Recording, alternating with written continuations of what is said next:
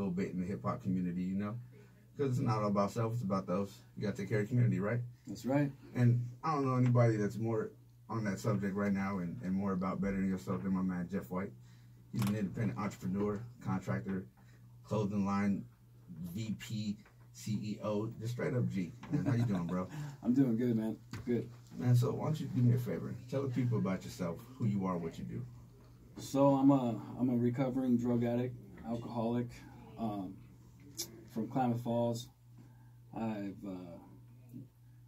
own my own construction company. We just started a clothing line. You know, we're doing pretty good. Been to prison a couple years, you know, due to my addiction, and you know, just trying to better myself, better my life, better my community, and do whatever I can out there to help people out, bring awareness to the community about the reality of drug addiction and alcoholism. You know, it's so acceptable these days by society that our kids don't know any better. You know? Yeah, it's in the music, it's in the commercials, it's in everything. It's everywhere. It's sad, really. You know, and by the time they learn, it's too late. You know, their life is has already been sucked into this vacuum of crap. So, you know, one thing that, and I was saying this to you the other day, one thing I respect about you, bro, is that you're not afraid to say what's up. You know, to let people know the things that you've been through, your struggles, you know, where you've been and where it all started from, you know, the bottoms that you've hit, you know. right. I read some of them stories, you know, you're like, bro, I woke up in this situation and, you know, I'm in jail for this, you know, and my lady stood by me and we went through this and this. And this. It's amazing, you know what I mean, to see what you're doing now, you know, to see like these huge houses, you know what I mean, to see you employing people, to see you, you know, spreading a good message, to see you cutting up people's cigarettes, you know what I mean? I love it. You know, I love it. Have you tried to have fun, man? Yeah, let me ask you this. What made you decide, all right, this is what I'm going to do for people? Like, this is I got to get back. Everybody's got a story of when it hit them, when they decided that they were going to do this. When was yours? I started sharing bits and pieces of my story through Facebook, and I was getting a lot of feedback from people, and it was empowering me, you know? It was making me hold myself accountable, and I figured at this point there's no turning back. I had to keep on this road, you know. I was getting a lot of messages and emails and phone calls from friends that I had no idea, you know, about their addiction. It was really empowering. That's great, man. That's really amazing.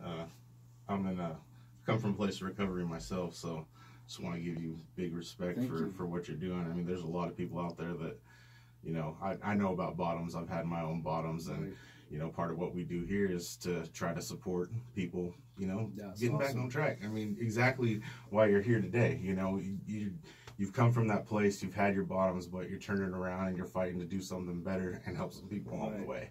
And that's awesome, man. My hat's off to you for that. Thank you. One of the things that I bring up a lot is the doctors and the pill situation. You know, opiates have been an epidemic for years, man. I was 10 years ago when I was doing my thing with them really bad, and it's just now come to light with everybody. Yeah, you know, absolutely. It's crazy. So I think that it kind of gets swept under the rug until it affects you directly, which is, it's crap. I hate it. Yeah. It seems like the smaller the community, the bigger the problem is with things like that. That's right. There's not nothing to do. You know, people are just like, oh, let's just sit around and whateverness, you know. What do you think are some things that, you know, people can do to get themselves in a position to start turning their life around like you've been doing? I think they just need to reach out, man. Reach out and trust in their family members. You know, I had a really hard time coming through my addiction with my you know, a lot of my family, I hid my addiction pretty well, but most of my family knew, and I just pulled away from them because I was afraid. Mm-hmm. I wish at that time that I just would have let them help me. You know, if I would have let them help me, it probably would have saved me 2 years of my life. That's weird. It's it seems like in the public eye, drug addiction, outside of, you know, the glorifying of it, and mental health are two things that are like super taboo. People don't like to talk about it. It gets swept under the rug. Nobody nobody wants to address the situation. Mm-hmm. Why do you think that is? They're scared.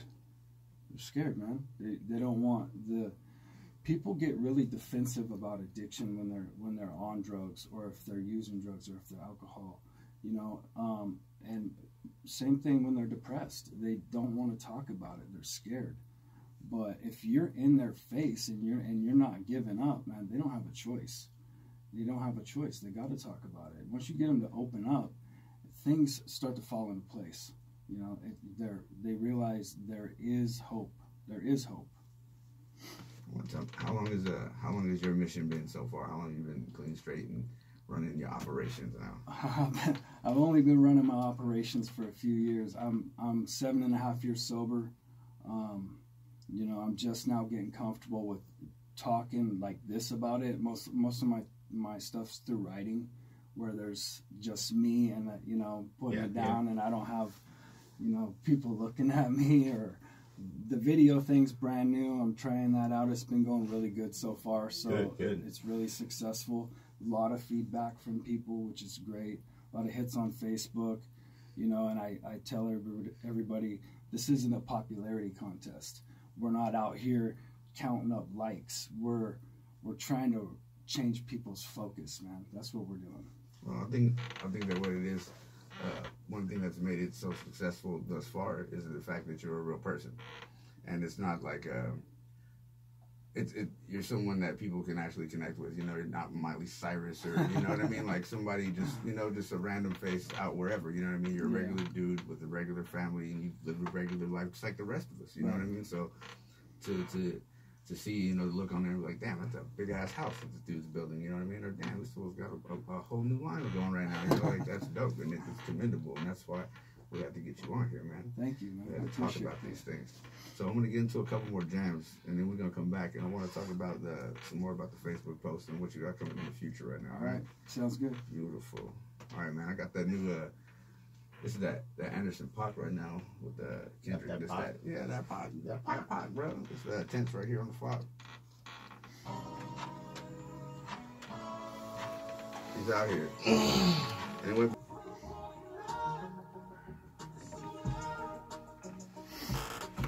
Eminem, Fallen.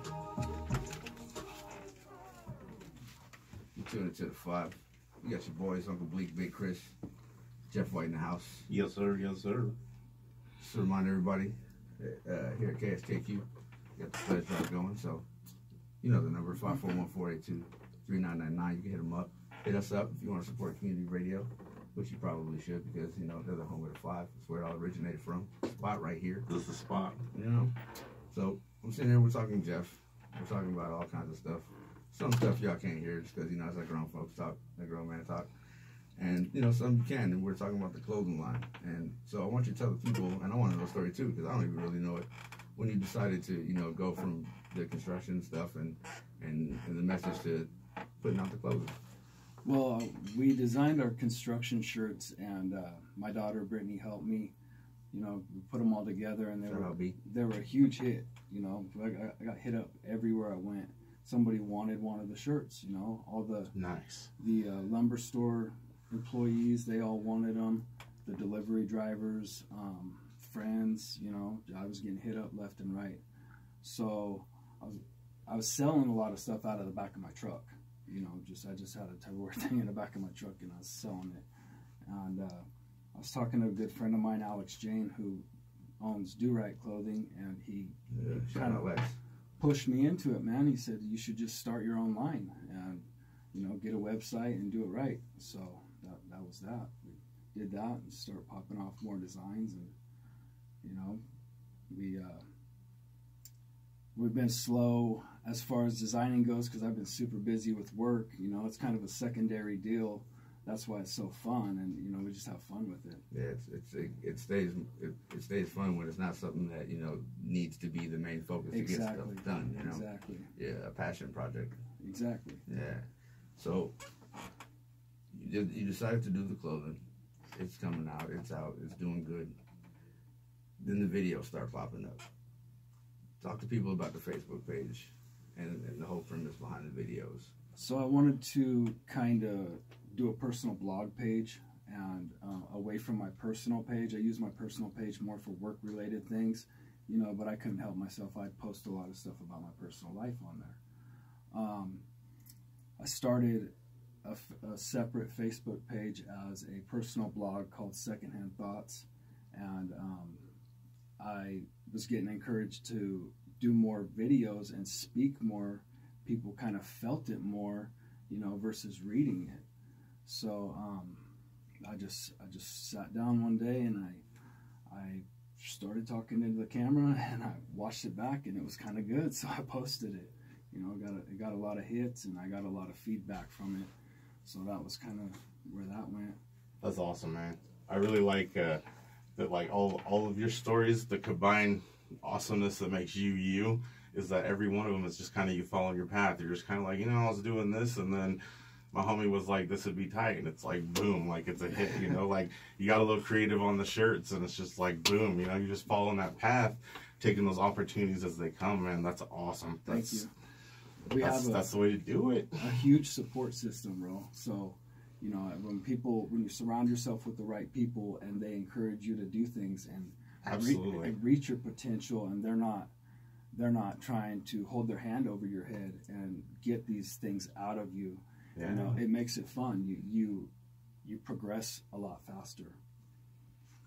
I want to talk to you about risk. Let's talk about risk. Let's talk about risk. You've been on both sides of risk. Absolutely. On the positive end of risk with all the stuff that you do now, and on the negative side of risk with all the stuff you used to do. Mm-hmm. A lot of people we live in a society where everybody's fixated on instant gratification. You know, pretty much anything you want, you grab your phone, you have it in 4 seconds. Mm-hmm. Someone will bring you fast food. Like, fast food can be brought to you. You can take more time to get fast food than it takes to get fast food. But, you know, what would you say to these people when, you know, you see them and they're out and, you know, they want the quick dollar, they want the quick instant gratification? You see both sides. I come up to you and I say, yo, Jeff, what can I do? How can I be like you, bro? What are you gonna say to me? I say you gotta work, man. You can't be afraid to grind. And this ain't, you know, talking about it. This is doing it. You can't be afraid to work 12-hour days or turn on the headlights and point them at the job site when it's getting dark to finish the job. You can't be afraid to do that. You gotta work. You gotta be prepared to put in the hours. Positive risk scarier than negative risk? Let me tell you something about risk, man. I look at risk a lot differently than other people because we grew up with nothing, you know. So when we got something, we didn't have it for long. It was, so every risk I take is worth it to me. Every single risk, you know, because I've had nothing. I've had nothing many times. I've had it, then I've had nothing again. So the risk is always worth it to me. I feel the same way, honestly. You know, me and Chris, this is part of our bond. You know, like, yeah. You know, we come from nothing. You know, right. Like we had nothing. You know what I mean? Like living in houses with no food, no lights, mm-hmm. candlelight. You know, like whatever. You know, and to see that and to know that like my kids won't have to go through that and have never experienced that, and that when people reach out to me, I can help them and show them things and help them further in their career is dope. Yeah, absolutely. And that's why I rock with you. That's why you're here today, because I need positive forces. I need empowering people. I need good energy coming out of this show. You know what I'm saying? Yeah, for sure. And you know, we've been rocking for a minute since Abstract Rude back in the day. Shout out to Rude, shout out to Lex, and I just felt like we had to make this happen. So do me a favor, plug the social media pages for the people so they can tune in and follow you. So see those messages. My Facebook page is Secondhand Thoughts. You know, it's kind of a personal blog page. Just getting started, just getting warmed up with the videos. You can check them out. Your feedback is greatly appreciated. You know, I can take constructive criticism. I'm not afraid of it. I'm learning as I go, so like if the audio's off a little bit, you know, bear with me. I got a YouTube channel, same thing, Secondhand Thoughts. We're on Instagram, Next Level Clothing Company. Check that out. I also got a Facebook page, Next Level Clothing Company. Check out some of our gear. We have a web page, www.nextlevelclothingcompany.com. Check out all of our gear. We are working to put the new stuff on there right now, so just be patient if you want some of that new stuff. Man, my rapper homies need to get it together. My boy Jeff got his social media handles ready. Ready on demand. You know what I mean? Bang. I need to take some notes, bro. Follow his page, bro. You might learn a couple, 2, 3 things. You know what I mean? The boy got it together, bro. He got it together. We're going to get back with Jeff in just a minute. We're going to play this new Drake and Bad Bunny right here. Just because Drake and Bad Bunny, and we can do what we want over here. You know?